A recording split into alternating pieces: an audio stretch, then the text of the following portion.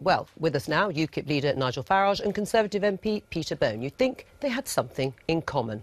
But that's because you do. So this isn't such a big surprise, is it, holding hands over the political divide? No one should really be amazed that you two are joining forces, Nigel. Well, you know, the story over the last few months has been that the Leave campaign is divided, they're at each other's throats, people are vying for position. Well. And what this initiative led by Peter, and I'm just a foot soldier, following and helping.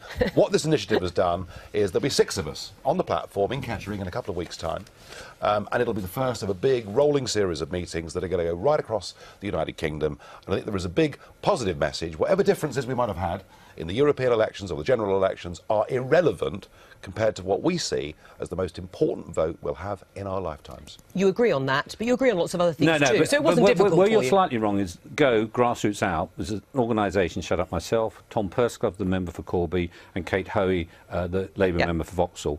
We're bringing together Labour, Conservative, UKIP, DUP and non-aligned to work together at grassroots. Whatever the different people argue about at the top, locally, we're going to work together as one team. And that's the difference. That's what's new. That's never happened before. Right. What about the other groups? I mean, you say, you know, you have been sort of united, but there have been problems and splits. No, there have been 2 groups. Yeah, there have been the 2 groups, and there's been evidence for it. In a sense, there has been infighting between yourself and Mr. Carswell. I say quite the opposite, because you know, Mr. Carswell backs one of those 2 groups that are vying for the umbrella group.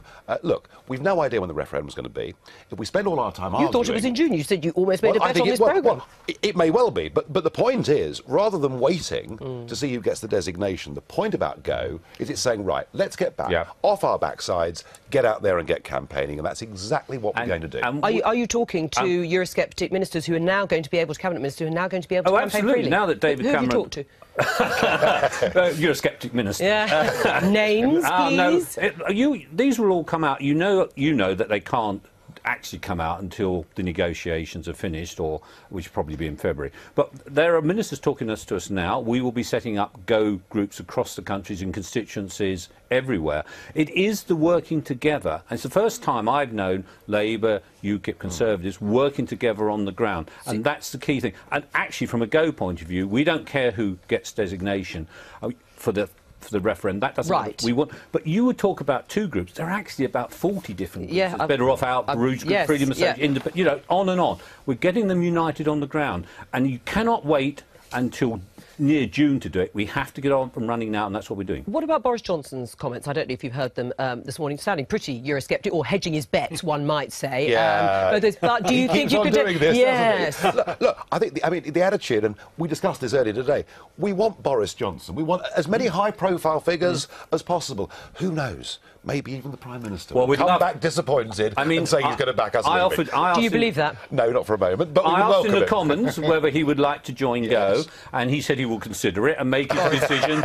No, the Prime Minister make his decision after negotiation. And wouldn't it be wonderful if the Prime Minister decided to campaign to leave the EU? I think that would help enormously. Are you an inner or an outer? I'm a Remain. I can't wait for the Kettering Declaration. I think it's going to be very interesting. Well, it's fascinating to hear the boys doing this, because it's so much part of the psychodrama of Britain and Europe. We've never been able to handle it since Monet turned up out of the blue in London in May 1950 from Paris with a coal and steel community plan. And the reason we can't handle it is it's not left-right. Our party divide is not constructed to handle the European question, because it busts up parties within, busts up families within. And so it's really quite significant that...